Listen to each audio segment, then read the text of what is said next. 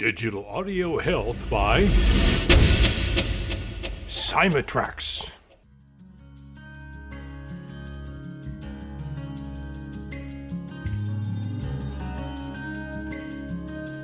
Welcome to the Rhonda Grant Show with your host, Rhonda Grant. If you believe that there is more to life than what you see right now and you want to find out more, listen in as her guests share their journey and their extraordinary experiences. Now, here is your host, Rhonda Grant. Welcome to the Rhonda Grant Show. Sometimes the universe has a way of placing people or obstacles in your path to help guide and direct you on your mission. Listen in as we discover the path my guest has traveled. Has she been inspired by a calling, crafted her journey, or a bit of both? I invite you to embrace the conversation and to use it to help you to recognize if this is happening in your life. Our guest today is Lynell Green, who is a highly accomplished strategic management consultant, executive coach, and global leadership expert who brings a unique perspective shaped by her upbringing in Hawaii. Growing up in Hawaii, known for its rich cultural diversity, has profoundly influenced Lynell's understanding and appreciation for different cultures and the importance of inclusive leadership. Her firsthand experience navigating diverse communities has deepened her insight into the power of cultural diversity and its impact on effective leadership. Join us as Lynell shares her invaluable wisdom on embracing diversity, fostering inclusive leadership, and leveraging cultural differences for organizational success. Welcome to the Rhonda Grant Show, Lynell. Thank you. Thank you for the opportunity to be with you today, Rhonda. It's wonderful to have you on the show. For our audience, let them know a little bit about your background, where you were born, and where you spent a lot of your life. Great. Well, I actually was born in California, but we moved to Hawaii when I was 8. So from 4th grade through college, I lived in Hawaii, which I love. Living in that diverse cultural background gave me a great background. And then I moved back to California, this time to Southern California, and worked in accounting and finance until I ultimately transitioned into what I'm doing now. And let the audience know what you are doing. Yeah, great. Well, I am now officially speaking, doing corporate training, facilitating, and working on my first official book. Yes, wonderful. Well, I'm very interested in the book that you're in work in progress right now. Mhm. Absolutely. Yeah, let the listeners know the name and the subtitle of it. Okay, well, the working title is Visionary Discipline, and the subtitle is Mastering Getting Out of Your Own Way. And Beautiful. Rhonda, I must say that I'm my first student of my book. Well, that's why we write. We Yeah, it learn, really is. we write, and we teach from that platform. I love mastering getting out of your own way because it's a phrase that people will say, get out of your own way. But a lot of people, me, myself included, we don't realize how we're in our way. So if we don't know how we're stopping ourselves, we don't know how to overcome that obstacle. Can you talk about that? Sure. Well, I find that many times people have these amazing visions, things they want to get done in the world, things they believe that would make a difference or could help people, and they find themselves on the couch or doing other things, watching other shiny objects, and they keep year after year, that vision doesn't get executed. And so if what I'm ultimately attempting to achieve is having people look to see when you are stopped or you're procrastinating and you're not doing what you need to do, that you have tools in your toolkit to actually get yourself out of your own way. Because many times people say, get out of your own way, but then how? How do you do that? You know, that's the mystery, right? It's just, I know. it's I the know. how of it. Yeah. So there's a couple of angles that I'm actually at work on. And I've summarized it this way, that if we're stuck or stopped, or it doesn't even mean we could be really busy just doing other things other than executing our vision, Mhm. that typically it's either something from the past or something from the future or Oh, something from the present. And the okay. reason I put it in that order is because if it's the past, Mhm.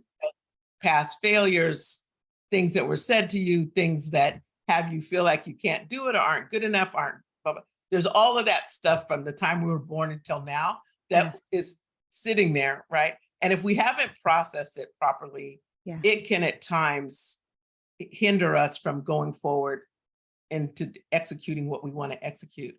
And then Mhm. depending on how serious that is, we might need to get professional help to work through those past issues. It just we have to know ourselves well enough to know, are Mhm. we working through it successfully, or do we need a partner?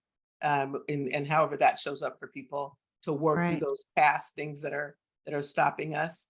And then I look at the future, because many times we can't see that vision actually executed. Like it just all we see is a big mountain that we need to climb, and Mhm. that mountain looks high and hard to, and we have a backpack full of rocks. I'm like, how are we going to do it? But to actually see that future, like in my case, to see the book published, to see, the future that I want for myself, give myself permission to envision that and actually start to take steps. And then lastly, in the present, to me, is just you're either working on getting the past out of the way, or you're focused on the future and you're putting in structures to execute what you need to execute to fulfill on that future that you see. Is that helpful? Well, you know what? That is very helpful.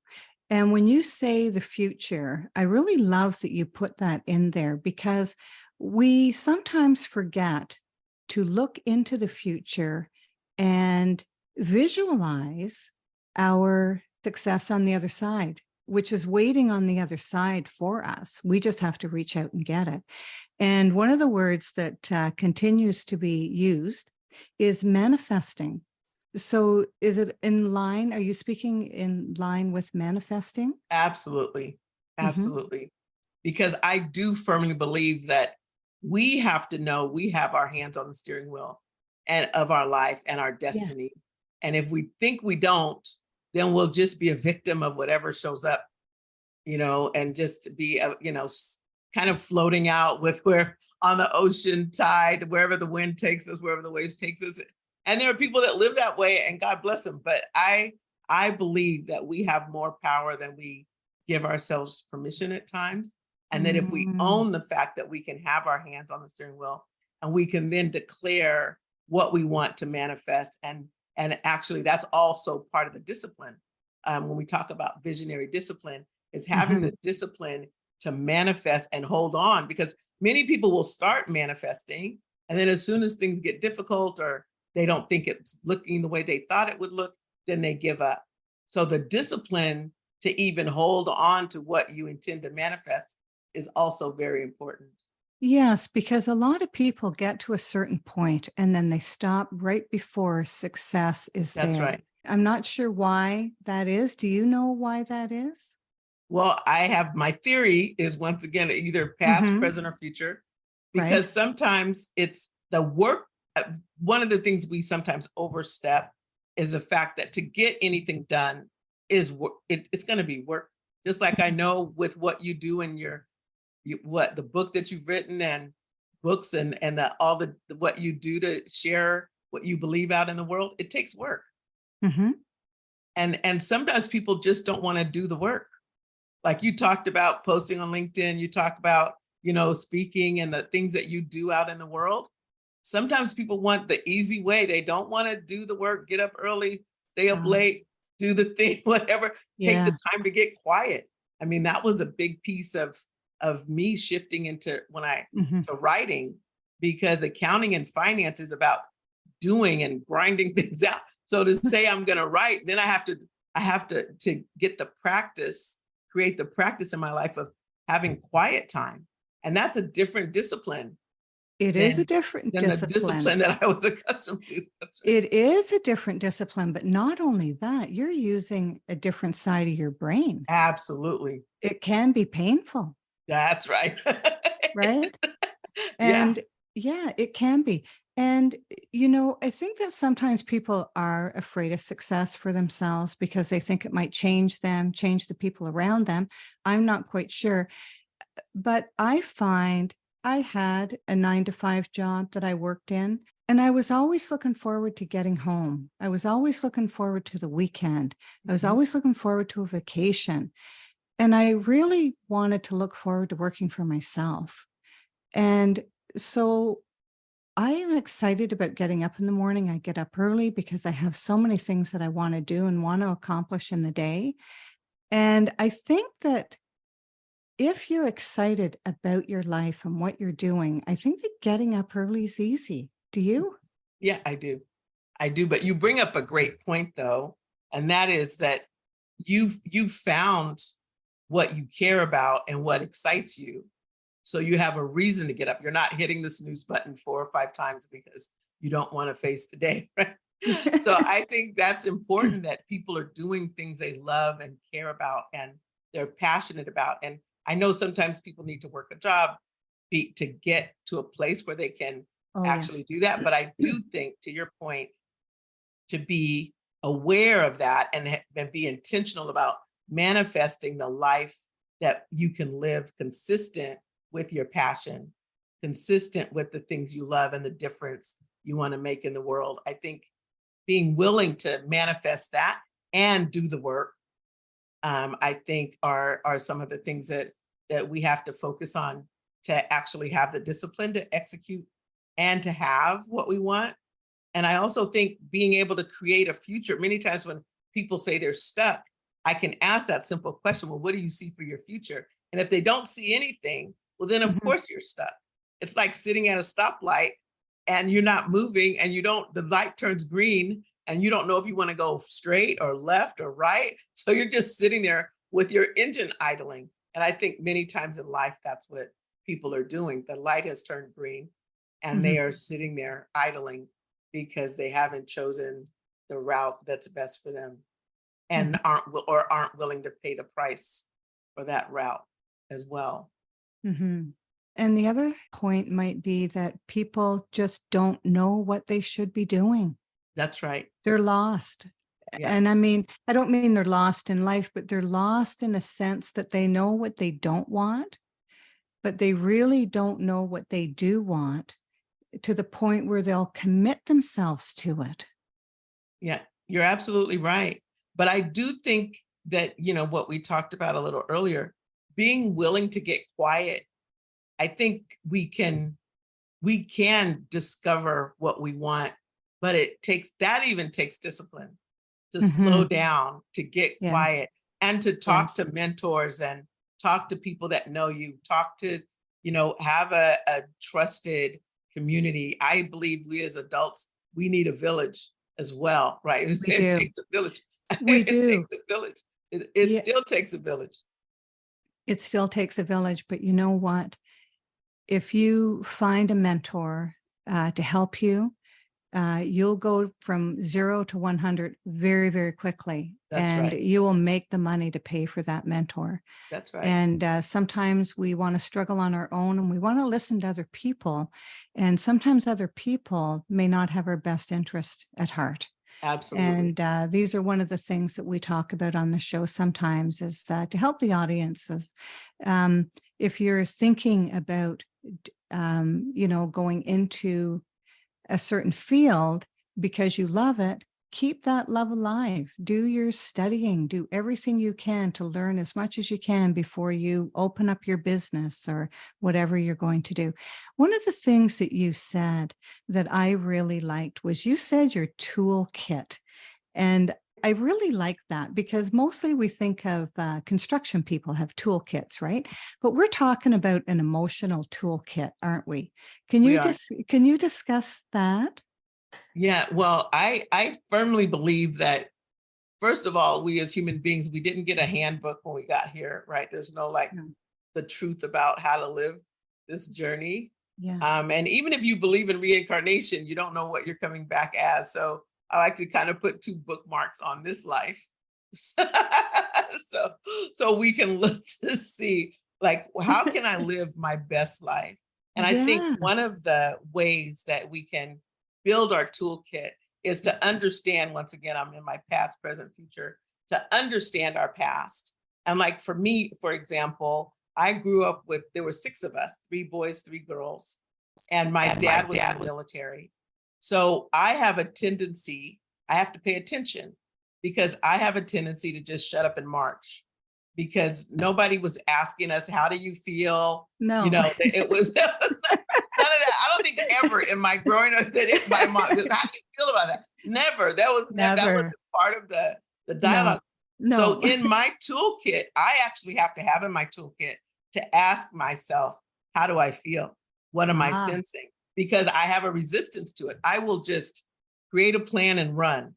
So in my toolkit, slowing down and asking myself how I feel, or to your point, like, what is my gut? What is my intuition? I have to do that consciously because on a left to my own devices, I'm an A-type personality. I want yes. to get as much done today as absolutely possible. And I'm going to run as hard as I can, which to your point earlier, then I'll run past all those quiet voices and the intuition and all of the things that would guide me while I'm at Yes. that fork in the road. I step Yes. over if I'm doing my normal way. So for me, slowing down is one. Another one is I love to learn. So I have to pay attention that I don't use learning as a distraction. So if I'm in 5 classes, I have 3 books, I'm listening to an audio thing, I have some other thing going on, and I look up and the thing that I want to get done is not getting done, but my plate is full of all kinds of random. Oh my goodness. I feel like you know me. But smart people, we kind of are our own, like that's the getting out of your own way because we have an appetite for knowledge, an appetite for Appetite. connection, an appetite. All of those appetites are all healthy. It's like nobody's getting hurt here. No. But we have to have it in our toolkit that if we see that we have so many things going on, is the big thing that we say we want to accomplish, is it getting the time that it Right. needs in order to keep moving it down the field, so to speak? And if it's not, then Yeah. one of the things in my toolkit is I take an inventory of the things I'm pretty reliable to do that. Like when I see that I'm in a class and I'm into this and I'm into that and I'm working on, so I'm like, hold on. You're number one, you're writing a book, you're working on your TED Talk. There's a couple of things that you said you wanted to get done this year. Those should be at the top of the list. So I have to, in my toolkit is an inventory constantly of the things that I'm involved in. And, so the list goes on and on. I think we're Yes. all uniquely built. So that Yes. toolkit is unique for each one Yeah. of us. Like I had to spend a lot of time on emotional intelligence. I had to read the book and then the second book and do the workbook and because I was so geared towards who cares about how you feel? Just do what you need to do. And that would Yes. have me I wouldn't grieve when things if somebody close passed away, I didn't know how to give myself space to grieve. I did, Right. there were so many emotional things that I felt I was unavailable. So it Yeah. took time for me to develop that. But I also think when you're given to be a particular way, you don't have to sign off on that. No. There's knowledge available to us in the world that I went to work on that. So now I can cry at puppy videos and I can, like I'm so tuned down. Maybe I'm the other extreme now where I allow myself to be sensitive and I allow love to be present and I allow myself to care profusely. But I developed that. That's in my toolkit as something I went to work on. That's just a small example, but I think all of us Right. have our own things that we need to put in there. Yes, but it gives the audience an idea of where to start. And one of the things is when you have an insatiable appetite for learning, there's so much available. I'm embarrassed to say how many audiobooks I have on my phone. It's people can't believe it. And then you tell them, but they go, well, you haven't listened to them. Oh, but I have. And sometimes I've listened to them a couple of I times, know that's right. Yeah, right? Like, and when you have it bad. I mean, that's right. and it's hard to say no and put those things aside so that you can focus on Well, your book, for instance, That's and right. writing and the discipline that it takes for that. I mean, for some people, it would be a discipline for them to get through a book, right? Right. But for you, it's the discipline for your book because it's a little bit painful because you came from a different type of background. That's So your right. brain is developed differently. That's right. And so just such great teachings. And one of the things that you talked about is I love is you talked about intuition or getting those messages during the day. Speak to our audience about that and how you listen and pay attention. Yeah. Well, I think, we can underestimate how powerful that is and Yes. how important it is to pay attention. And when I think about this, it reminds me of a story when I first came from Hawaii and I was in Southern California and I was looking to find out where I wanted to live. So I was actually living with an uncle and just kind of scoping out neighborhoods. And I found this cute little neighborhood. And I love flowers. These roses are all from my yard, and so I have these amazing roses and different types of plants. And so I saw this neighborhood. It seemed like everybody had all these amazing flowers, and so I fell in love with it. And I saw this little fourplex, and I went and knocked on the manager's door, and introduced myself, and I said, "I'd love to live in this building." She said, "Well, everybody's been here like 17 years, 20 years. Nobody's moving." I said, "Well, can I give you my phone number so that when the person gives notice," she kind of laughed at me. I said that, you call me. And Yes. it was maybe 3 weeks later, I was at church actually, and I was Yes. counseling a woman. And when I asked her for her address to fill out the card, she lived on that street. And I said, "Oh, interesting." I said, I actually talked to the manager of the building next to yours and told her that I wanted to move into that building. And she laughed at me. And the woman said, "My friend lives on the first floor. The manager doesn't know yet, but she's going to give notice because her husband is moving." Ah, And so on the way home from church, I went and rang the manager's doorbell. And she said, "How did you know?" And I told her. And yeah. I moved into that apartment until I bought my first condo. And I lived there for a few years. But I have story after story like Yes. that where I just was listening. But the part that sometimes people get thrown off by, like, how did I have the nerve to go ring the manager's doorbell and tell Yes. her what Mhm, I saw? mhm. That was the part that, a lot of times people say, I wouldn't have the nerve to do that. I don't want to make a Yeah. fool of myself or whatever. But Yeah. when those things come, you have to be willing to act. I think that's the part that people get, and it may not make sense. Many times it doesn't make No, sense it because it's doesn't. not sensical in our No. normal 1 + 1 = 2 world. It's it's not.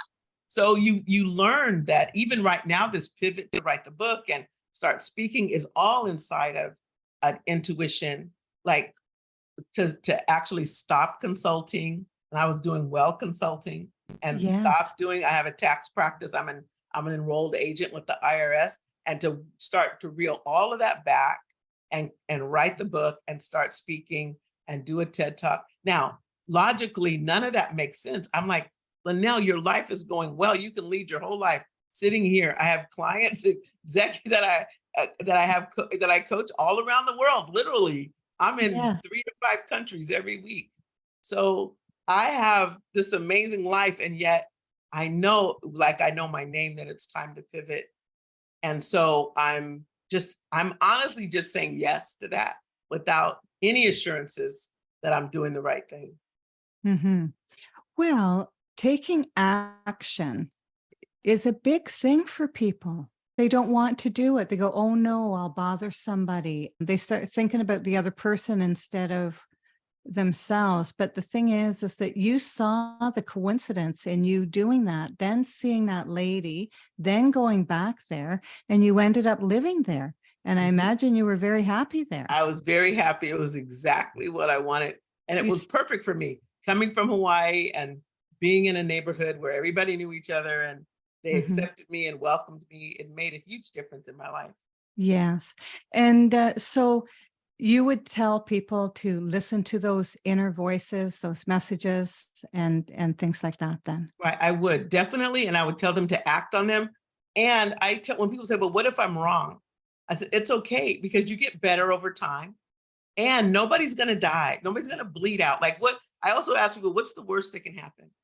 The person Yeah. tells you no, or it doesn't work out the way you see it. But if you just sit on the couch and don't move, you'll never know whether or not that unction was, was actually a manifestation of something.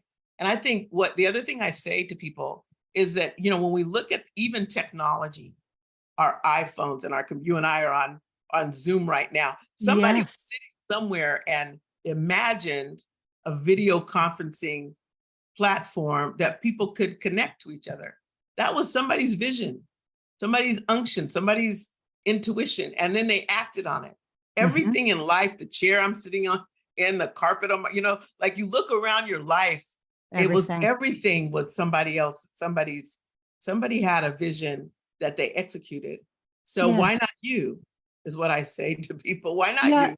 Why not you? And the thing is that a lot of people will discourage you, and you have to stay true to your course. That's right. If you get an intuition that you need to be doing something, you certainly need to be doing it, because many people, and I'm one of them, is that I've regretted about not taking action.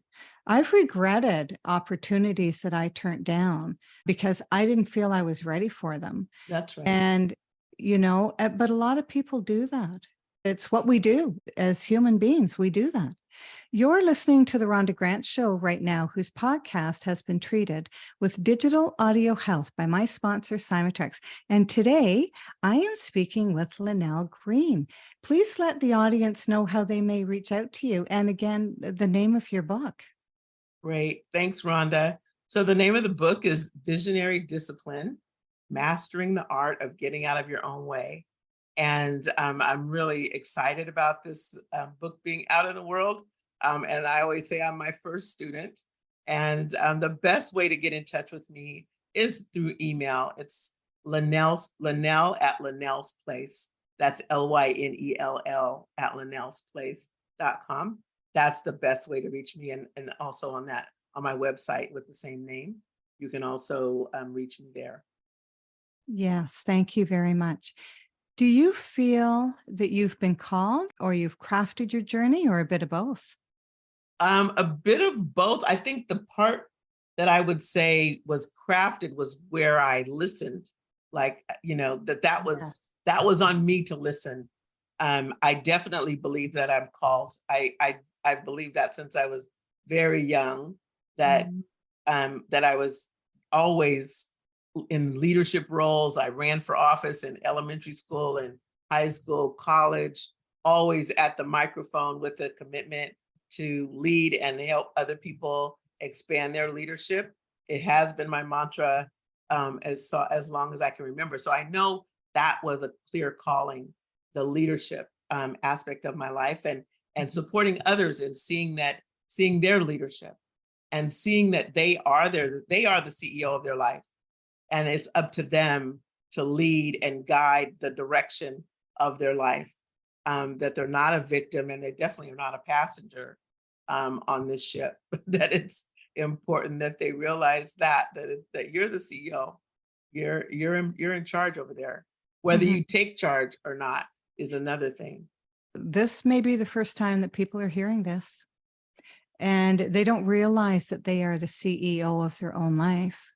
Such great Yeah, teachings, such great teachings.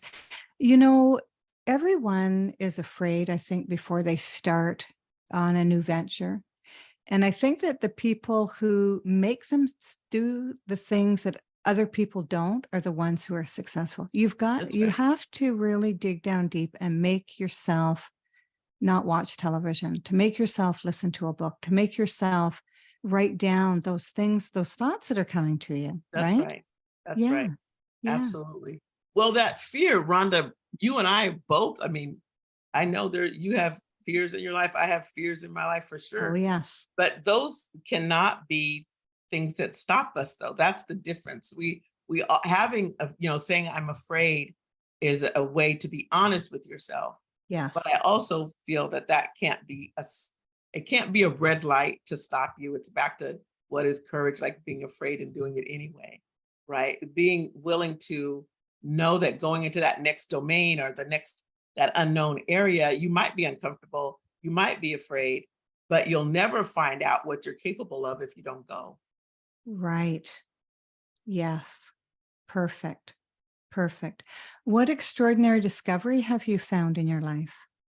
Well, I think we've been kind of dancing with it this whole time, Ron, and that is Yes. how important it is to understand what you're called to do and to be willing to do what's necessary to manifest it. So manifest it in terms of your own focus, but also with your actions. I Mhm. think that's the most magical thing.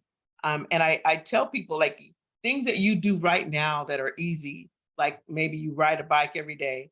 You didn't always know how to ride that bike. At the beginning, you probably were falling. You might have some, even scars still left over from the first time you fell or maybe got hurt falling off a bike. But now you can ride the bike, hands up in the air, pop a wheelie, do whatever. But it all took Break some time. toes. That's right. That's what I did. Broke a couple of toes. But when we think about everything that we know, Rhonda, we learned everything. Yeah.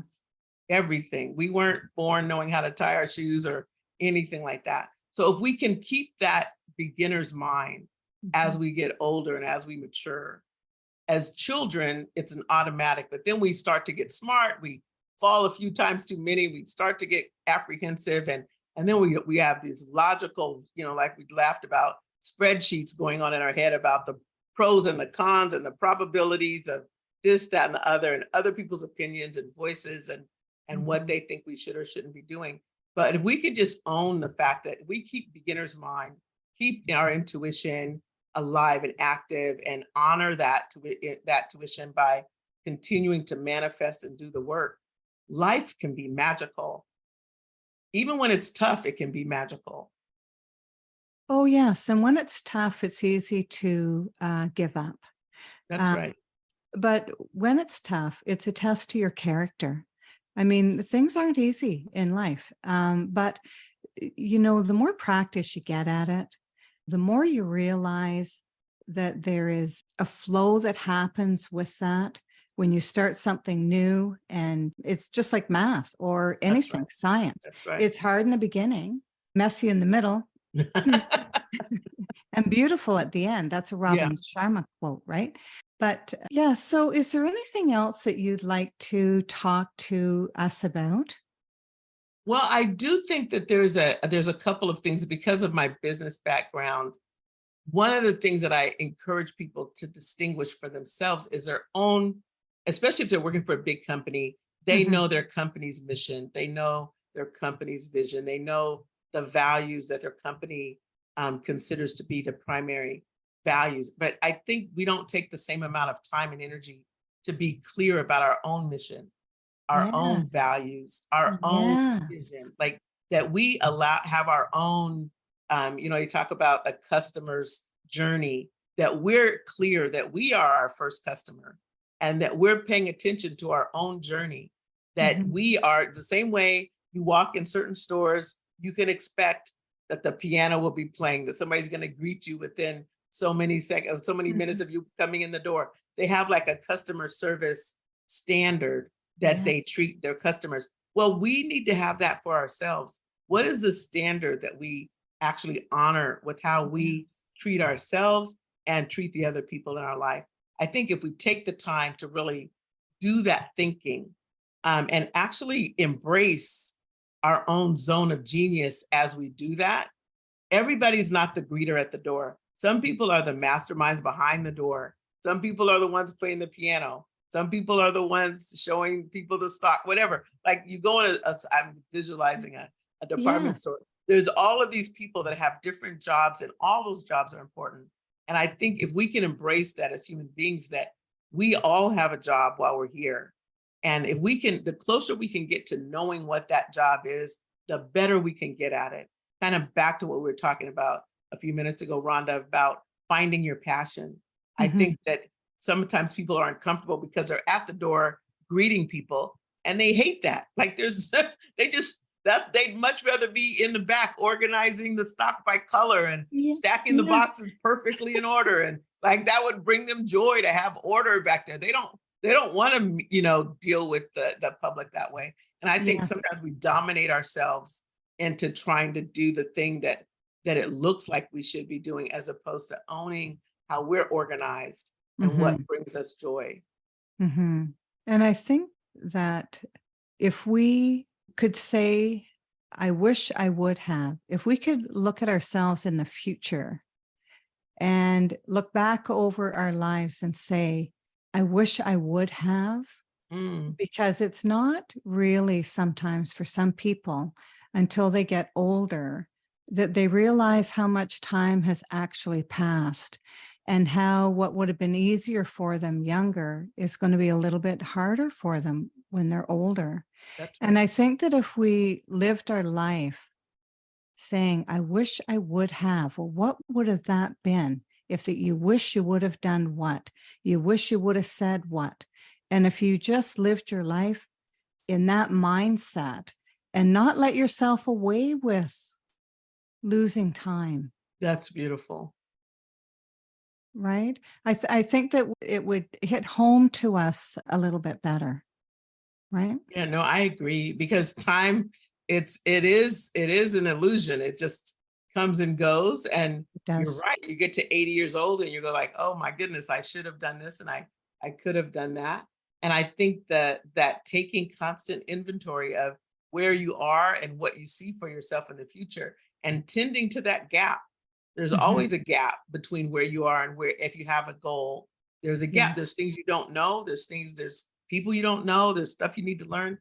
And I think being patient and kind to ourselves is also part of it, because some of that I wish I would have, people then get kind of, they say things to themselves that they wouldn't let other people say to them, in Oh, terms like of the self-talk. that's the negative self-talk, like you're a failure, you should have done, you missed that opportunity, and on and on. Well, when we talk about the past, it is the past for a reason. And it's important that we leave it there. We can look at the past for a lesson. We can look at Lesson. the past to learn, but we can't stay back there in regret on what we did or didn't do. And so I think that's important as well, that when we think about what we wish right now, when we Mhm. wish, if everybody, listening wishes for something, that they look to see what actions do you need to take today and going forward to have what you wish for come true. Mhm. And the visualization, I think, is really important because Critical. if you see yourself doing something, being somewhere, you're sending that energy out into time, out into the future. And all you need to do is just catch up to it. That's right. And Exactly so you right. can take as long as you want or as slow as you want because you're envisioning it. You're in charge of your life. And a lot of people don't feel that way and take charge of your life, really. That's right. That's right. Mhm. Yeah. Well, thank Beautiful. you so much for joining us. I've so enjoyed our time together. It was so much fun as well. You're such a great teacher and there's a lot of lessons here for our audience, which I really appreciate. So thank you so much for being on the Rhonda Grant Show. A pleasure, Rhonda. Thank you for the opportunity.